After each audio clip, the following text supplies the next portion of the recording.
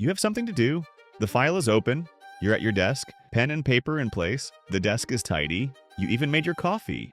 You've got the time, but you're not starting. Or maybe you just can't start. You're staring at the screen but not touching the keyboard. Lo-fi music playing in the background. Maybe a productive study vlog is running on YouTube, but you're watching that video. You're watching someone else work. You're not working yourself. You keep glancing at your phone. Maybe a notification popped up. Then, without even realizing it, you open Instagram. You say, I'll just check Reels for a second. Half an hour has passed. Your coffee's gone cold. What have you done? Just stared at a screen, watching other people's lives. You didn't even notice how time flew by. And it's not just you. This is an invisible war inside everyone, an unnamed psychological crisis, procrastination. But don't worry, this video won't just give you a boost of motivation and leave. It will show you the inner workings of your brain. Because the problem isn't you, it's the system. And you don't even realize how it runs. From the outside, it looks simple. Everyone's got their advice ready. Come on, just start. Be more disciplined. Make a plan. Manage your time. But that doesn't help. Because this isn't a lack of planning issue. It's an overload of mental weight. The real problem isn't not knowing what to do.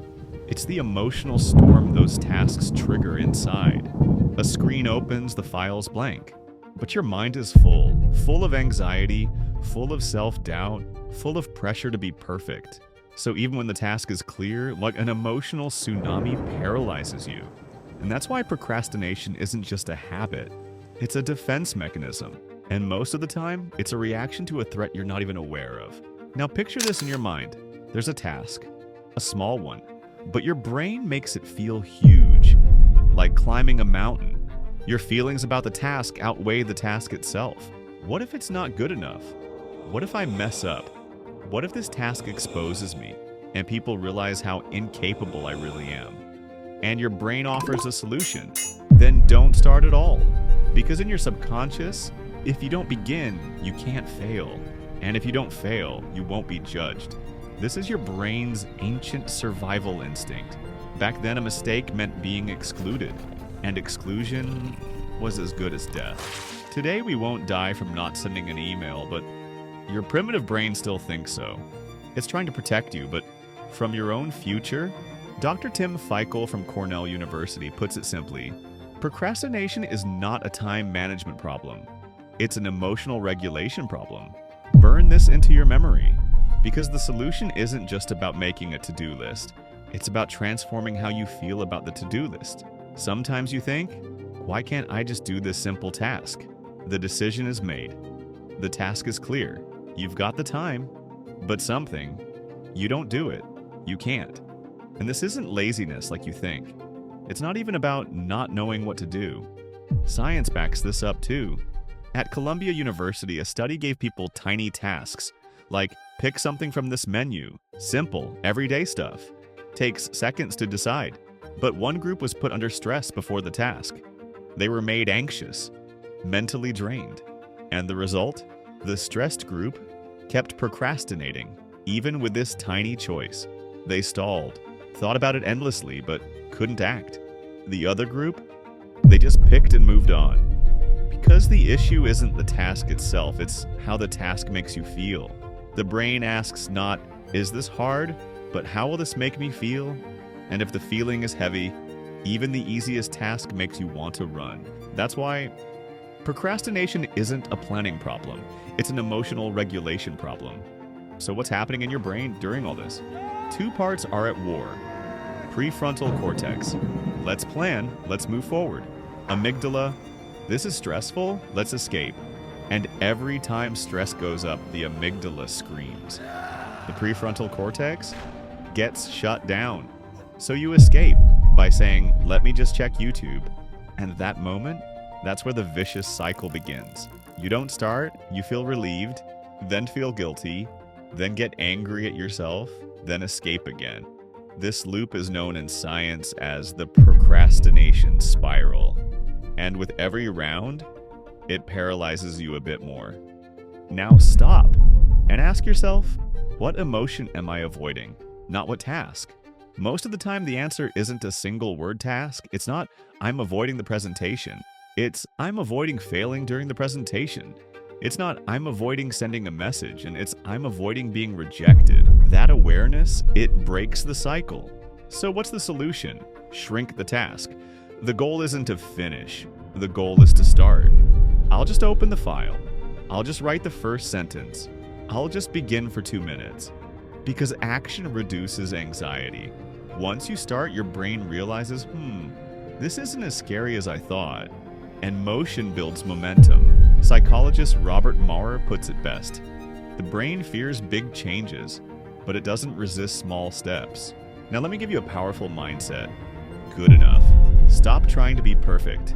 Because perfectionism often leads to never starting at all.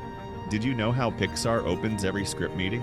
Okay, let's make some bad ideas. Because they know. Great things come after bad drafts.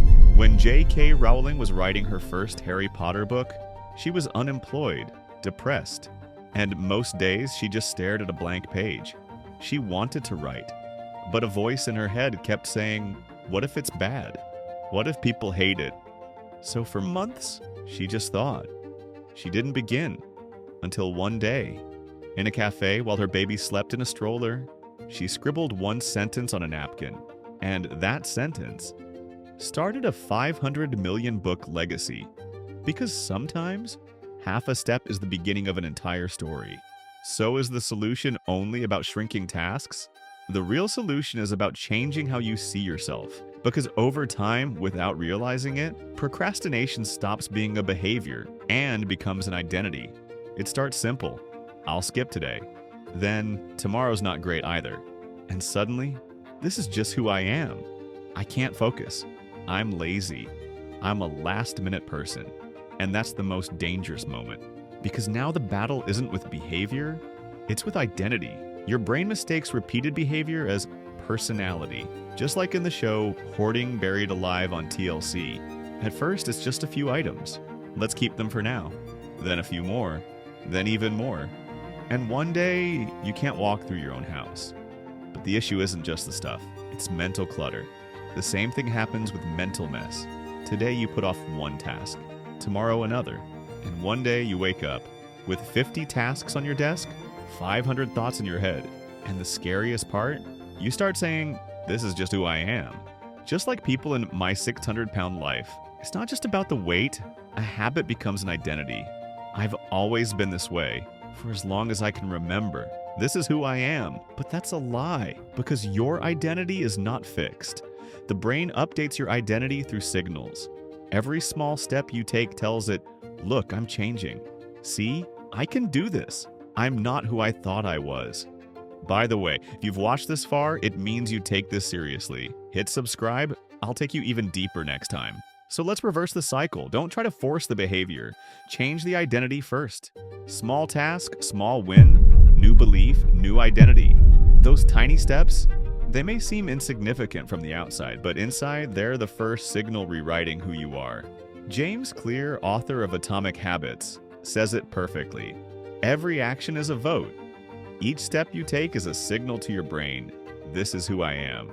You may not become perfect in a day, but in one day you can cast one more vote for your new identity. That short paragraph you wrote today, that unfinished to-do list you revisited, isn't just a task. It's a small promise to the voice inside you saying, I'm becoming this kind of person. And every drop leaves a mark on your character. So, I focused for just 10 minutes today. That's a win. I wrote just one paragraph. That's proof.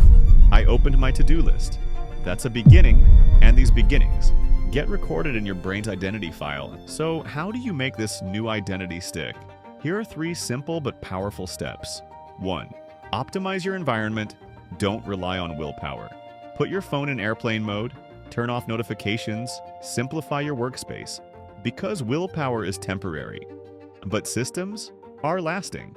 Instead of forcing yourself to do something hard, build a space that makes it easier. 2. Build a chain. One small task each day. Mark an X on the calendar. And tell yourself, I didn't break the chain today. The goal isn't perfect days. The goal is a continuous streak. and each X tells your brain, I'm consistent. 3. Make your progress visible. Write down what you completed, track your growth, show your brain, see? You're doing it. You're changing. And now, let me give you a new question. What emotion am I avoiding? Not what task. This question breaks the brain's automatic escape reflex, and then follow it with this. Can I begin this, even if it's imperfect? If the answer is yes, take action. And finally, can I create the first piece of evidence for my new identity today? These 3 questions take you out of the old loop. Look in the mirror and speak to yourself, that's who I was, but I'm changing now. Procrastination is not my destiny. I'm becoming someone who acts, because real change doesn't start with big decisions. It starts with small realizations. And remember, procrastination isn't just lost time. It's a quiet erosion of self-belief. Break the silence, leave yourself a small step, and end your day with this sentence. Today, I did something. And that's proof I'm stronger than I was yesterday. Maybe you've been putting something off for a long time. A task, a conversation, a decision, a step. And without realizing it, that thing you're avoiding has become a weight on your shoulders. But here's a secret. The best way to lift the weight isn't to finish it. It's to move toward it. Because most of the time, what you fear is smaller than you think. And the more you run from it, the bigger it gets. Picture this. You're about to enter a room. It's pitch black. You don't know what's inside. You're scared. But when you turn on the light, you realize the thing you feared was just a shadow. That's what procrastination is. A dark room in your mind. And unless you flip the switch, it stays scary. Maybe you tried once. It didn't work. Try it again. Still hard. Then the voice in your head said, I can't do this. There must be something wrong with me. Maybe I'm just not meant for this. But some people silence that voice, like Thomas Edison. While inventing the light bulb, he failed 1,000 times. One day, a journalist asked, You've tried so many times and still haven't quit. Why? Edison smiled and said, I haven't failed. I've just found 1,000 ways that don't work. That's the point. He didn't choose to find the right path. He chose to stay on the path. And we often fear stepping into that dark room. But we forget. The light doesn't turn on when you open the door. It turns on when you take the first step. And the simplest way to turn on the light? Just start. Small, imperfect, even unfinished, but real transformation. Doesn't begin with the perfect thing. It begins with what you have. Today, take an imperfect but honest step. Write 1 sentence. Send 1 message. Open 1 plan. Make 1 decision. Because this video wasn't just made to give you information, it was made to give you your identity back. Now take a deep breath and say to yourself, I want my time to be guided by values, not fears. I want to be someone who takes action. I choose to create, not procrastinate. Let's finish with 1 final metaphor. Everything you've been putting off drags behind you like a chain. No matter how fast you run, you'll always hear it clanking. But one day, just one day, you do something small and you break the first link of that chain. The sound fades, the weight lifts, you grow stronger, and that day becomes the day your life starts to change. Because change doesn't begin with big decisions. It begins with a single now. Now close your eyes and think of the one thing you've been putting off. Just one. Take a deep breath and decide, even if it's messy, even if it's not perfect, I start now. If you start today, tomorrow, you won't be defined by your past, but by your new identity. You didn't postpone this video, you watched it all the way through. That's not a small thing, because sometimes just watching is a promise you make to yourself. If this journey helped you, stick around, subscribe. I'll be here with you again, just like I was today.